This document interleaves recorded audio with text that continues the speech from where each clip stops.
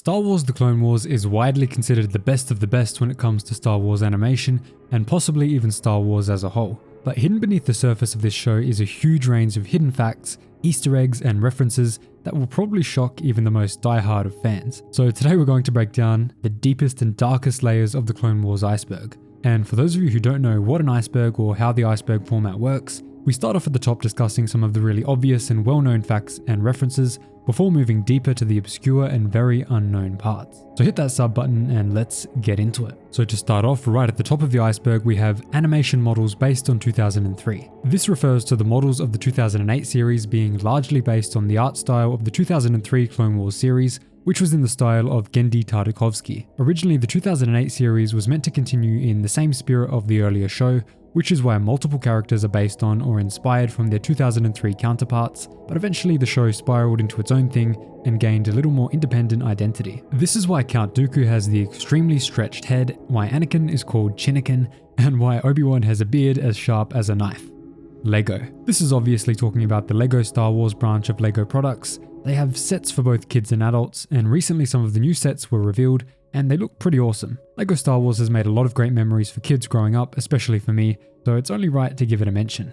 Movie. This refers to the 2008 Clone Wars movie which started it all. The theatrical release met very mixed reception, as it was on the one hand a new and interesting concept, but on the other hand, prequel haters were really bitter about the franchise, and this new project didn't help them with that at all. But for fans of the show, this movie is what started it all. Defective. Deficiency is something which has, in a funny way, become a mainstay for the Clone Wars fans. Defective clones have made their way into our hearts, whether it be the very cool and deadly Bad Batch, or the sweet and kind 99 who made all of us tear up when he passed. Kids show. This one's a bit sarcastic, and I don't know about you, but growing up with online forums, I kept seeing people talk about how the Clone Wars is a silly kids show and that nobody would watch it. Well, as any fan knows, the series has its fair share of very graphic moments, as well as features some of the most devastating storytelling in the Star Wars franchise.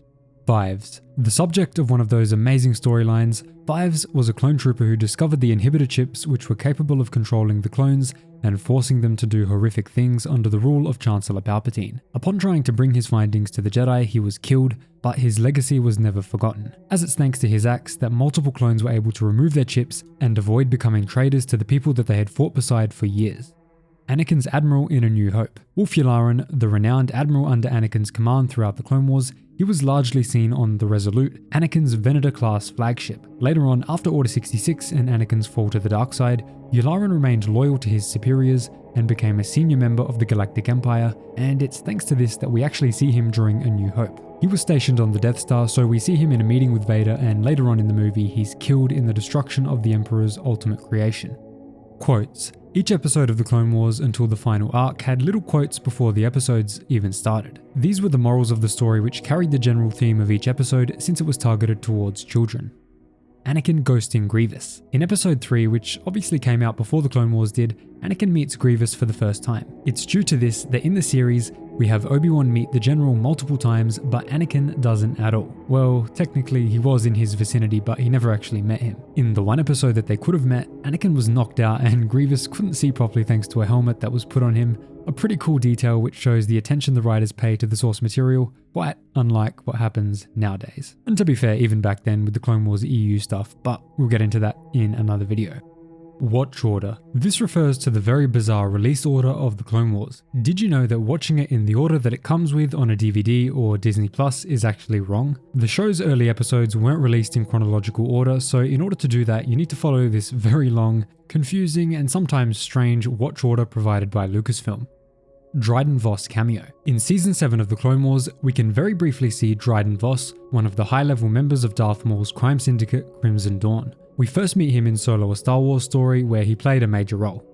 Returning cast. Multiple actors from past Star Wars projects came back as voices for the Clone Wars, whether as their own characters or new ones. Christopher Lee was the voice of Count Dooku in the 2008 series, before his role was given to somebody else, and the same goes for Mace Windu's actor Samuel L. Jackson. Matthew Wood, the original voice of General Grievous in Revenge of the Sith, reprised his role, as did Liam Neeson as Qui-Gon Jinn, and of course Mark Hamill voiced Darth Bane in Season 6. Nick Sant. Nick Sant is this rebel soldier right here who was first seen in Return of the Jedi during the attack on the Death Star's shield generator. Well, many decades later, fans noticed he bore a striking resemblance to Captain Rex, particularly in his Star Wars Rebels appearance. Although it hasn't been confirmed in canon, Filoni has said it's up to interpretation, and that in his headcanon it is indeed Captain Rex helping out on Endor. I think that's the absolute coolest connection ever, so for me, it's canon. Chips. The inhibitor chips were introduced in Season 6 of the Clone Wars, where Fives, as mentioned earlier, discovers that each clone has one of these chips on them, which is what later led to the execution of Order 66. Prior to this, as seen in the 2005 game Star Wars Battlefront 2, and in the Legends continuity, the clones were actually just very obedient, carrying out missions alongside the Jedi, knowing that they were eventually going to kill them, and after that happened, many of them felt bad but remained loyal to Palpatine. Clone Memorial. We only get a glimpse of it in the Clone Wars, but this wall right here is actually a memorial of all the clones who passed away in the first Battle of Geonosis. It's here where later Commander Cody speaks to Crosshair, thinking back on the memories he had with his brothers, ultimately leading to his defection from the Empire.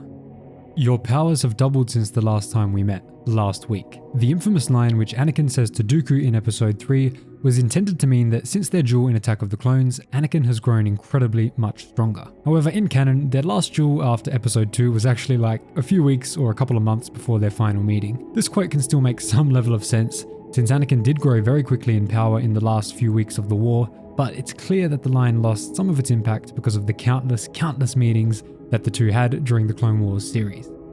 Obi-Wan's death. This refers to the arc where Obi-Wan fakes his death to take on a new identity in order to foil a plot to assassinate Chancellor Palpatine. Thanks to advanced technology, Obi-Wan was able to temporarily change his appearance and voice to match that of Reiko Hardeen, a bounty hunter who was hired to murder Obi-Wan. We'll talk more about him in a minute, but I don't know about you guys, but when I first saw this episode for the first time when I was a kid, I was in shock. I knew he couldn't actually be dead because I'd seen A New Hope, so I was absolutely confused at how they were going to make this fake death play out.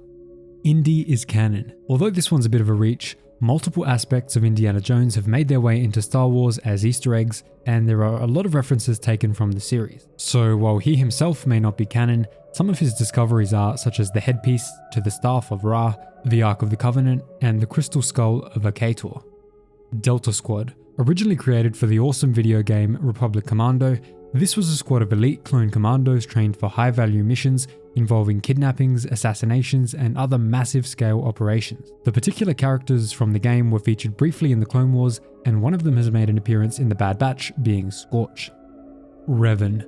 Darth Revan is a fan-favourite character from Star Wars Legends who appeared in the Knights of the Old Republic games. He was intended to be brought into canon through the Clone Wars, where he'd appear as a Sith Force ghost alongside Darth Bane. Although Bane did make it into the final cut with a different appearance in a later season, the original plan of having these two characters guide the Son of Mortis was scrapped because Dave Filoni and George Lucas didn't think that the Sith could be Force ghosts.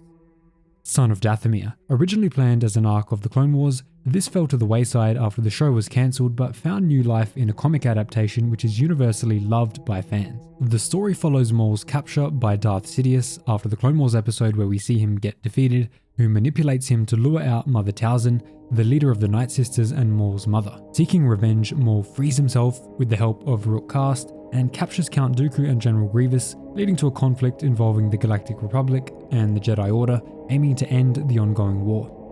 In-universe Imperial March. This refers to a very silly Easter egg in the second episode of Season 1, which has a droid humming a modified version of the Imperial March, as he joyfully does his job of killing people by sucking them into space. Yeah, that's pretty dark, but it's not actually too strange, since other media has in-universe moments like this, such as the Old Republic MMO, which took place thousands of years before the episode. Kaimane Jai Shalal. The birth name of who would later become General Grievous, Kaimane, a native of Kali, became a formidable warrior, leading his people in a war against a species which possessed advanced technology. Renaming himself Grievous after many conquests, he gained a ruthless reputation and caught the attention of the Sith Lords Darth Sidious and Darth Tyrannus. After a near fatal sabotage of their design, Grievous was converted into a cybernetic being by the Sith, becoming a skilled lightsaber duelist and rising to the rank of Supreme Marshal Commander of the Separatist droid armies during the Clone Wars.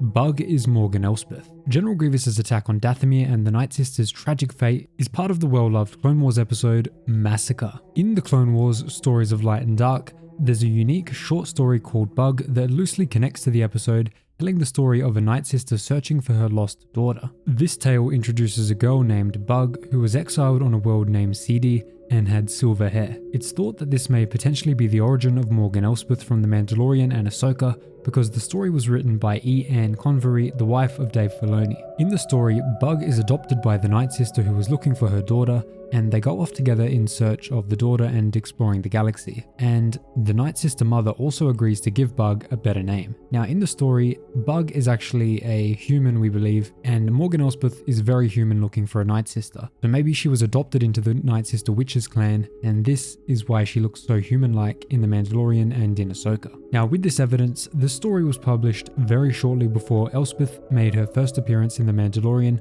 so there very well may be a connection. Reiko Hardeen is Mandalorian. Reiko Hardeen, also known as the Marksman of Concord Dawn, was born on that planet and as such was a Mandalorian. He was a bounty hunter hired to assassinate Jedi Master Obi-Wan Kenobi. Little did Hardeen know, he was unknowingly working for the Jedi Order who faked Kenobi's death as part of a larger plan which we covered earlier. A lot of people don't realize that he's a Mandalorian, but it's a cool little detail. Greedo. Very briefly, we see Greedo in the episode Sphere of Influence as he leads the kidnapping of Baron Papanoida's family. It's a very quick scene and easily forgotten, but it's a really nice Easter egg, and interestingly he speaks Basic, which is the Star Wars version of English, which he was planned to speak in A New Hope, before it was changed to make him speak an unknown alien language. Clone Trooper Ridge. This is one of the most fascinating details which really reminds us how interconnected the Star Wars universe and galaxy is. Ridge was a clone trooper who was first seen in the Clone Wars movie way back in 2008, fighting alongside Captain Rex in the assault on Teth. 12 years later in 2020, he featured in the Clone Wars Season 7 as one of the many clones aboard Ahsoka's ship, the Tribunal. Unfortunately, he succumbed to Order 66, turning on Ahsoka and Rex, leading to his death when the ship crashed.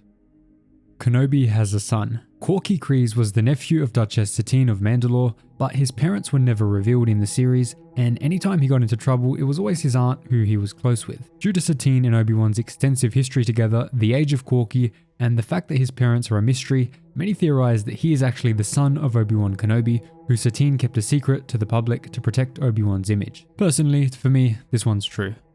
Wikipedia is canon. In Season 2, Episode 16, a very cool reference can be found to a project made by the fans. Wikipedia is a very popular wiki which covers all things Star Wars, and one of the articles was translated into Aurebesh and placed onto a data screen in the episode. While this is something very small and needs translation to understand, it's a very sweet and nice nod to the efforts of fans who do their best to keep the wiki up to date. War crimes. The Clone Wars features many war crimes, so many that it's actually hard to count without rewatching the entire series just for that purpose. Some of the popular ones are torture, killing fleeing enemies, forced deportation, usage of false surrenders, which was a personal favourite of Anakin Skywalker, and of course, training terrorists. And you might say, well, the Geneva Convention doesn't exist in Star Wars. However, there is something called the Yavin Code and the Galactic Accords, which do outline war crimes in the Star Wars galaxy. Somehow, Zillo Beast returned. The Zillo Beast, believed extinct by the Dugs of Malastare, was accidentally unearthed by the Galactic Republic during the Battle of Malastare. A giant and deadly creature, Supreme Chancellor Palpatine aimed to utilize its indestructible exterior towards the Republic's benefit. This included powerful armor, but the creature broke free on Coruscant, leading to a destructive rampage. Eventually, the Jedi had no choice but to kill the Zillo Beast using a potent toxin, after which Palpatine ordered unsuccessful cloning attempts on the beast. At least that was the case until the Galactic Empire came into existence, when Dr. Hemlock achieved success and cloned several beasts in the Wayland facility inside of Mount Tantus. So thanks to the cloning experiments that Palpatine was obsessed with from the early stages of his reign, he was not only able to bring back the Zillo Beast, but also himself.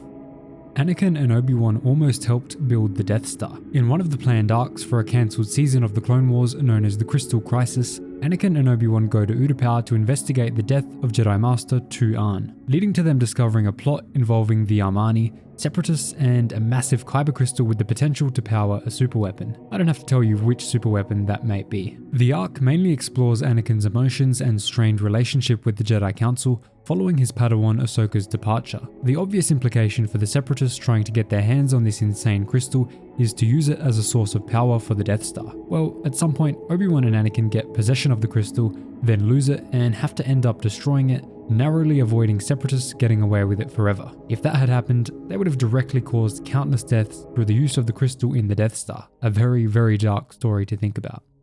Sabine's mum appears. This one's very simple. Sabine from Star Wars Rebels has an arc which showcases her rocky relationship with her family, especially her mother, and it turns out that in the Clone Wars Season 7, her mother can be seen alongside Bo-Katan when she approaches Ahsoka asking for help on Mandalore. A very cool little detail.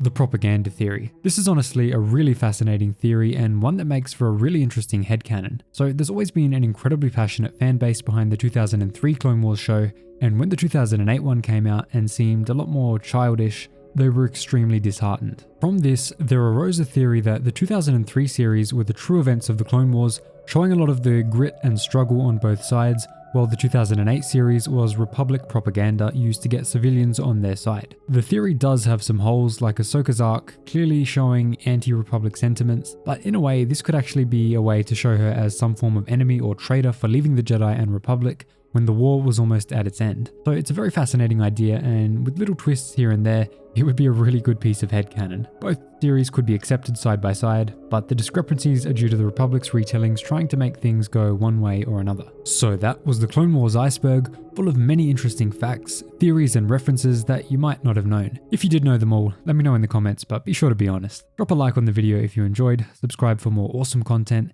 and if you made it this far, drop a thank Mr. Obi-Wan in the comments down below.